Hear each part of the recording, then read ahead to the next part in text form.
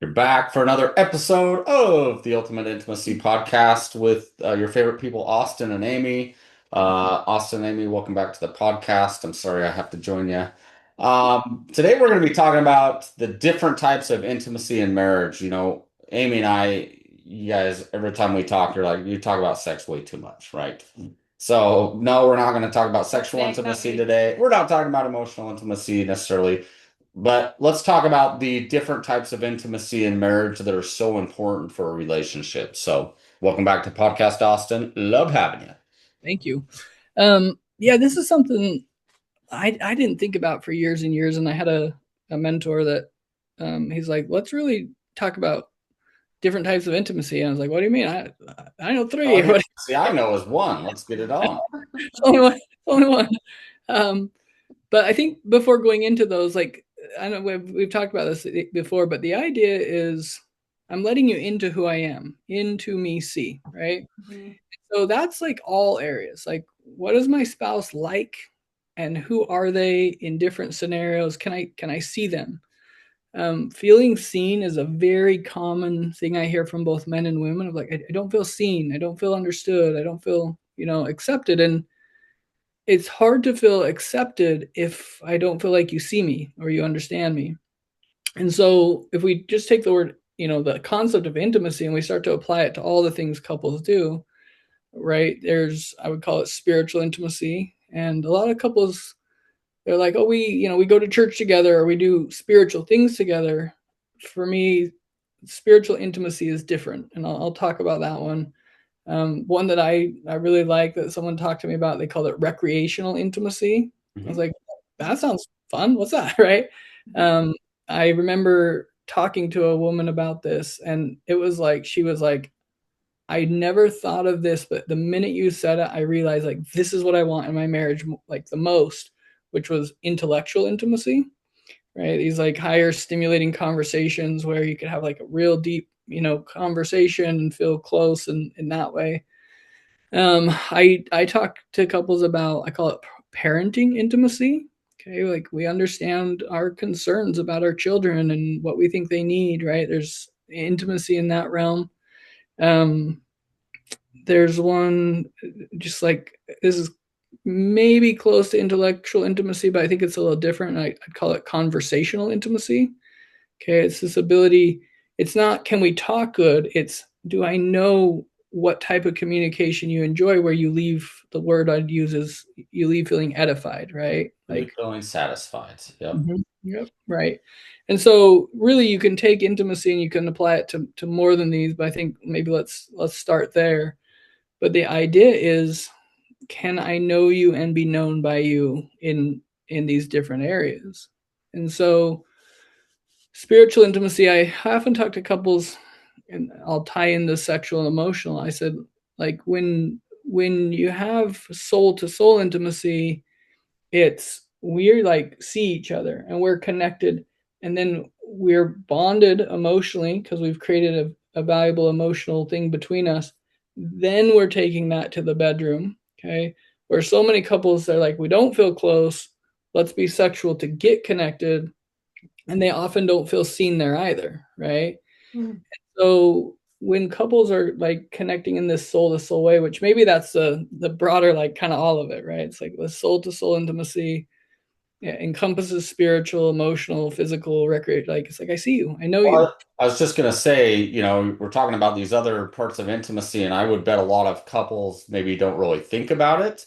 But I think each one of them are so important to a vital marriage. I mean, we know someone to where, um, let's just say one spouse is very religious, the other one isn't. Mhm. You can see how that impacts their marriage, right? And then you have sexual intimacy where you have the disconnect. You have emotional intimacy Recreational because and the he's very recreational. Yeah. recreational and she doesn't want to do anything like that. So they're disconnected in that way too. Yeah, so what I was just wanted to point out, which I think is very important, is although a lot of couples don't even maybe think of these different types of intimacy, even just something as simple as the recreational, like, oh, my spouse doesn't want to do anything and I want to go out and do all these things, like just that imbalance can cause issues within Mhm. every other aspect of the relationship, you Yeah. know?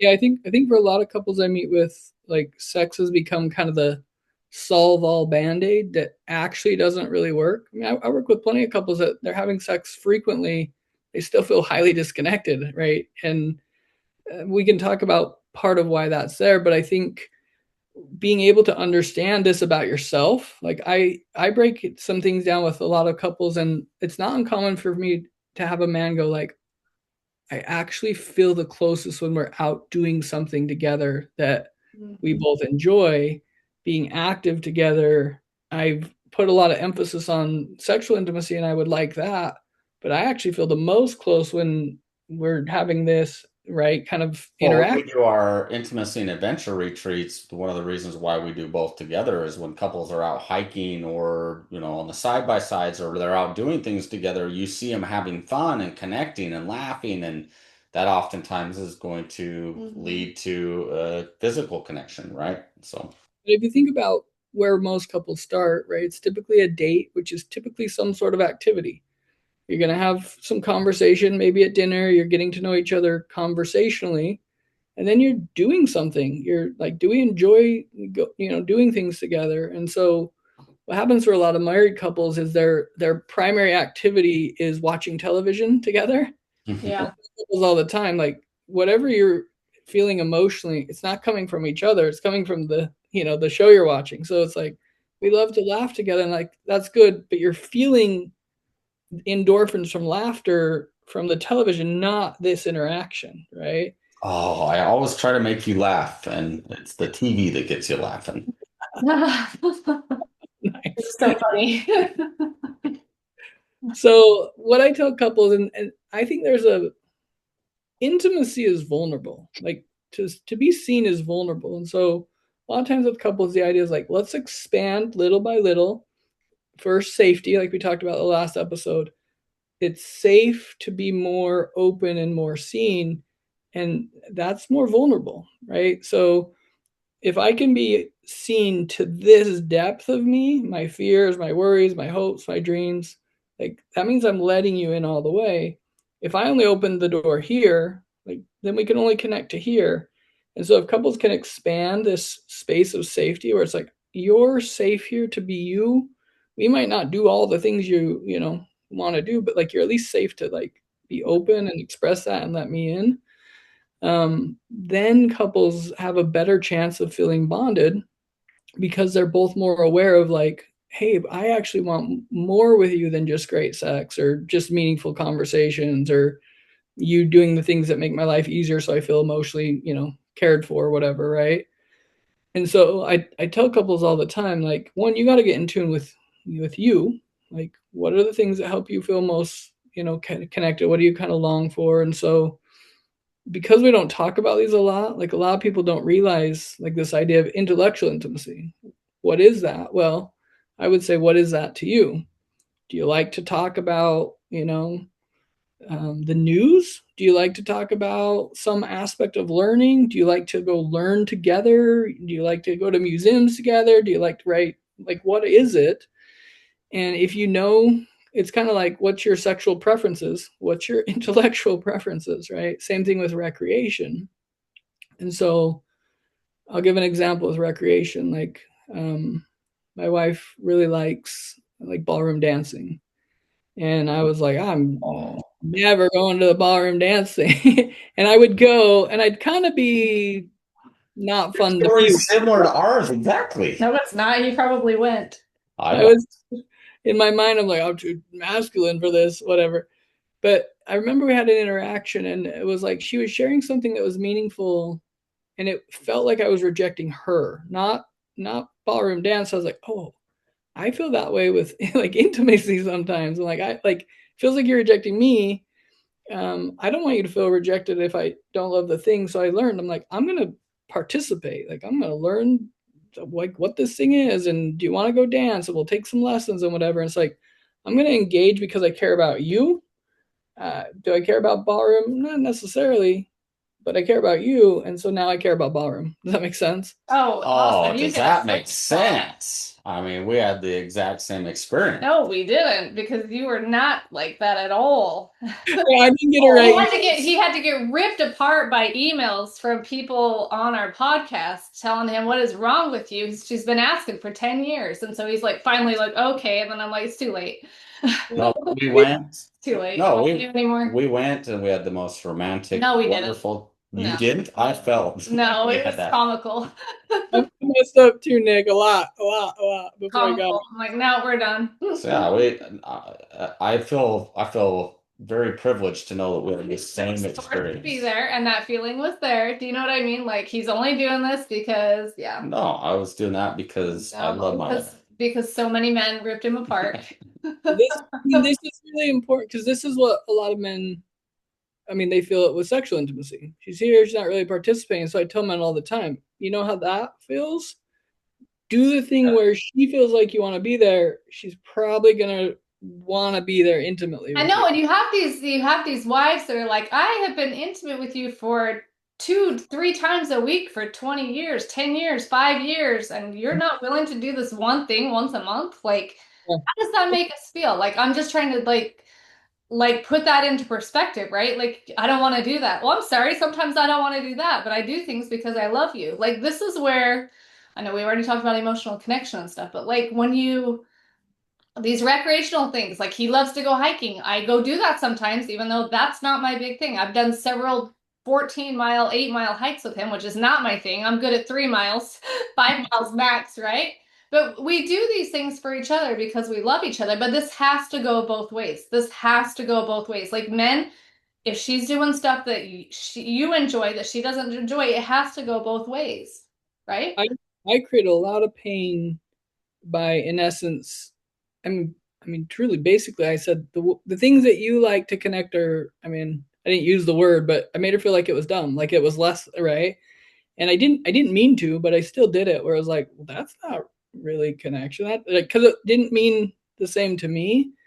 And I mean, I did a lot of that, and she was feeling unsafe, so I didn't even know some of it for like a while because she had tried, and I kept like kind of putting it down. She's like, it's not safe for me to bring this up. And then as I matured, there are times where she's like, you really hurt me by telling me these things weren't meaningful while I was investing in the things that you're right. And so we get these things wrong. The good news is we can change, we can grow, we can Well, learn. one of my favorite sayings that we use often on the podcast, and I'm being very sincere with this, is, and I've tried to learn this better. I'm not perfect, but I feel like I've learned a lot better, is if something's important to your spouse, it should be important to you and vice versa. And I will admit I wasn't the best early on in our marriage, and I dropped the ball in many ways, but I am really trying to understand that a lot more because if something is important to your spouse, it should be important to you and vice versa. Just like you're saying, like, yeah, I may not enjoy, like just like you, maybe ballroom dancing isn't my favorite thing, but the point is you're there because it's important to your spouse, and you're there because you want to be with your spouse. And um, I think, and again, I'm going to sit here and say I've definitely been guilty of this in our marriage. I'm trying to be a lot better, and hopefully I'm being a lot better. But I see so many couples that it's like, I'm going to go do my thing, you do your thing, and they never ever do anything together recreationally because they both have different things, and it's never like, hey, why don't we try doing some things together, right? I mean, I've seen this with like even family members and stuff, and you're like, oh, they have outside of their marriage, they don't have anything relationshiply that they do together, it's just. And we're trying to give advice. Hopefully, if you are a younger couple or you're new in marriage or second marriage, like these kind of things cause resentment that affect emotional and sexual intimacy later on down the road. So the faster you can learn to put your spouse's needs as they're important to you, the less resentment and later issues that Yeah. you're going to have. Because when one person's dumping into the marriage all these things because their spouse loves it and they're not getting both ways, it's absolutely going to cause a wedge. Well, and if you've listened to us long, you know Amy's and I's story. We're on the brink of divorce, and we made some changes and things in our marriage. And the whole reason we're doing this Ultimate Intimacy podcast and the app and everything that we do is to try to help couples. And we share the things that mistakes we've made and the things that we've learned. And I love what Austin, I love the things that you always, state. And share the experiences that you do as well. And one of the things you say is no one ever taught us how to be married. And for Mhm. many of us, we get into marriage, we weren't taught how to be married. We weren't really taught how to communicate and meet the needs of someone else because maybe our whole life we've been selfish. We're only needing to meet our needs. And it is so important. But we also need to give each other some grace, right? We also need to understand that we are trying to figure this out together and we are going to do dumb things. We are going to make mistakes. We are going to unfortunately hurt our spouses, but it's not intentionally. We do those things because we don't know any different. We don't know how to be married. And I think whether you've been married a year or you've been married 50 years, I mean, I think it we still have to show each other some grace and understand that, we are trying and we are going to make mistakes as husbands and wives. Try harder though, both sides. Yeah. You I have think to try harder every day. You have to try harder. Yeah, and I think this is something like I commonly see it in the repair places. Couples start to getting this narrative of like, oh, we were both trying truly our best. We didn't know what we didn't know. And a lot of times couples come to this place of like, if we had to like listened with the intent to understand better, and then I choose into the marriage to because I love you, not to get something, right? Marriage can be a very selfish thing, like can become a trade thing, all these things. Like I think the best marriages are I love you and I'm here for you and I trust that you're here for me. And we talked about this a few episodes ago, like create a marriage where what you want is available, not just needs and not going, hey, I need this to function. Like I want to experience this life with you because I like you. When couples feel that with each other, like I like you, like I don't know, it's not I have to do this, it's like I like being close to you. That feels different, and that's most couples have that in the beginning or they wouldn't get married, right? If I don't like you, right? And so just for a second going back to the like the intimacy component, I would say everybody fails. Like we don't see each other clearly yet. But if you gain the skill set of I want to create the safety where it can be intimate, meaning where you can open up about you and I can see you, then we can do something different. So if we just build off of the last episode, when couples communicate like I can hear you, I can listen, I want to know what's valuable for you, and you're reassuring, then you have new information that maybe you never had. Now you can do something different. If it's not safe enough for new information, and I'm guilty of this, my wife had shared things where she's like, I tried every way I knew how to share some things that were important to me, and like you always kind of shut them down. I was like help me understand how I did that, and I was like, oh, I didn't mean to do that, but I did that, right? And so taking this time to go, I really want to know you, and I want to know what you want, what you need, what you like, what you don't, and I'm gonna adjust to create this space for us, trusting you'll do the same. That's where couples do the best. And so in the in like the recreational intimacy or the intellectual intimacy, it's creating this space to go, what about this works for you, and then let's go do it. Right? It's not just talking about recreation. It's we're Yeah, going that's good. and Right. right. And so I think when couples start to become more, I don't know, like I don't know the right word, they're more versed in how to do this. You might have a meeting once a week. And it's like, hey, how do you think you want to connect this week? I think I'd like some, intimacy in conversations, or I think I'd like some recreational intimacy. There's a book. I think it was originally written in like the 70s or 80s, and it's called His Needs, Her Needs. And a lot of couples have read this, and there's a piece that I want to highlight. The author said when they dated, his wife kind of did all his activities, and he just thought she loved all of them, right? And it turns out she didn't love them all, but she loved him, kind of like we're talking about. But he wasn't doing any of hers, okay?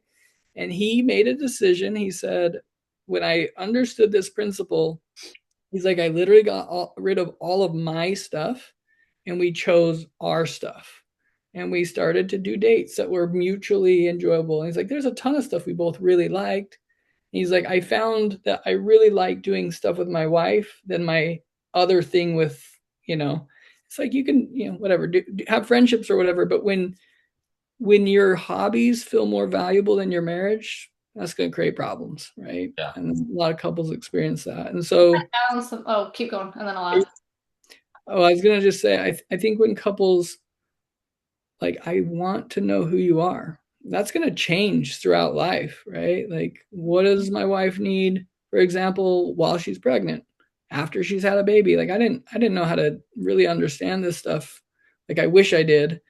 And so that ability to be curious, to be aware, and to be, the language we use in attachment is I'm engaged in your well-being. I'm proactive. I'm thoughtful.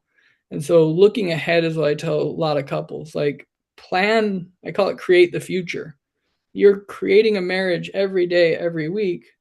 If you have this, let's call it meeting, whatever, Friday night, what do you want the next week to look like? Now you get to build the marriage you want and like act it out, right? Mm-hmm. And there's room for different types of intimacy. And then couples are like, yeah, it was a great week. I enjoyed it. We hit a little thing, but we bypassed it really quick. That's where couples they're gaining confidence of like, we see each other, we know how we work, and we don't spend 4 hours talking about it anymore. Now we just enjoy it. That's where we want to help couples get. So good. I just wanted to add in there a tip for the husbands, because you shared an experience where she was pouring into all his activities, but he wasn't really pouring in back. If you're going to pour back into her activities, do it because you love her, not because you expect something at the end of it. So, like, as women, we can feel like, hey, I would really love to do this. And then a husband does it, and it's like, oh, you're going to be intimate with me now. If there's any kind of pressure like that, where it's like, hey, like, I've emotionally connected in the way that you want to connect now, and there's any kind of I hear this a lot from women. So, it has to be because I love you, because it's a different form of intimacy, not just tied to sexual intimacy. Like, we don't want this to turn into, oh, well, I just did that thing that I don't love to do, but now do I get a reward? Do you know what I mean? Like, this means that, like, the world to a woman when she goes golf, she goes hiking, she goes does these recreational things that he wants, and then he's like, well, okay, I guess I don't really want to do this, but I'll do it for you. And then there's some kind of expectation after that. Now are we going to go do what I would like to do, which is be like, this needs to be, we're talking about deeper, we're talking about different forms of intimacy, not tying them to sexual emotional intimacy. We're talking about a different form of intimacy, finding joy and finding each other in these different kinds of intimacy that are not always tied to sexual intimacy, correct? And I just wanted to point that out because I think a lot of husbands will be like, well, I just went and did this. Now are we emotionally connected and bonded now? We can go be intimate. It's not, maybe you just do that because you love her and she's been doing that because she loves you. And I'm not saying intimacy is not important and those things, when you're feeling connected, that's not the natural way. I'm just saying it doesn't always have to lead to that. Right. I mean, that ties into this, like, kind of this band-aid kind of crutch concept. Like, a lot of both men and women will say something to the effect of like, we kind of only connect in sex. And then when we slow it down, they actually realize they're not even really connected in sex. They're just feeling orgasm, emotion, feel goods, whatever. Because even like sexual intimacy is the ability to see one another's wants and needs during. And a lot of couples, they can't even communicate during sex. Like, I've shared this before. Like, when I was in school, they said the place where you'll tell when a couple can be sexually intimate is they can look in each other's eyes while they're being sexual. They can talk and be playful during that. That means you're having an experience with all of each other, not just body to body, right? And a lot of couples feel like it's too vulnerable to like be seen and see each other in that space because they're not doing it outside the bedroom. Okay. They're not seeing each other. And so I think when couples will sit down and say, the language I use is, let's help you construct a new marriage. Let's like architect it. What do you want it to be? Okay, let's start to build that. The foundation I've talked about is safety and trust. It's got to be safety and trust. Now we can build something different. What do you want? And it's not a trade thing. I would suggest that most women also want good sexual intimacy. They may not need it, but they don't want bad sexual intimacy. That's not what they want, right? I want it to be good for both of us. Men, If you go, I want it, our emotional connection and our spiritual, and if you both say like, I want all of it, and I want to learn how to do all of this well with you, and you both feel that that's what you want, not I want my needs and I want right, then it's much easier to invest in the effort to understand and to create. And I see this for both men and women when they feel seen, right? Like you see me, you see who I am, who I try to be, and you interact with me from that place instead of my faults and flaws. That is that core safety of I'm okay here, even imperfect. Now, what do you want to do together, right? And let's enjoy life. Let's enjoy all the things, right? And so I'll keep this part short, but there's a sequence that typically our society's not doing this very well anymore. But the idea used to be like we date and we get to know each other and we'd see if we like each other like before becoming sexual. A lot of people are like being sexual and then they're seeing if they like each other and they're like, well, we feel connected when we're sexual, but we don't even know each other yet. So oftentimes with couples, I'm helping them almost rebuild the whole thing. It's like, let's start with these conversations and safety and trust. And then what do you both want and like and value? How do we add those? And it is like we go on dates, recreation, and we have some meaningful conversation where we're both engaged and we're not on our phones and we're affectionate, right? We hold hands, we hug, we open the door, we compliment like expressions of care, and then sexual intimacy is much easier, especially for women. And when a man pursues it on the flip side and neglects the other, you might have sex, but it's typically not intimate. It's typically not her being fully present because women feel more connected in these other ways typically. Does that make sense? I love it. And that's why we created Ultimate Intimacy, right? We want all these areas of intimacy to thrive. Right. So that the emotional connection, I mean, which is really the most important, is the best. Yeah. So to end this, I would say if you're a couple out there and you're feeling disconnected, maybe look at some of the other aspects of your intimacy or your connection. Are you connecting, like doing fun things together with the same hobbies and interests and things like that? Are you connecting intellectually? Or, what are you connecting spiritually? Like what other pieces of that puzzle is missing? Because I bet for a lot of you out there, if you are struggling, um, with connecting, there's probably another piece of the puzzle that's missing that you're missing out on. But I think that's Mhm. great advice. I think what a great podcast.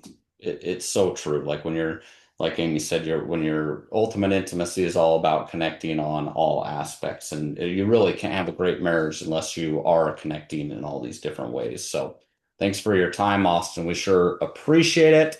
And Yeah. all of you out there listening. Until next time.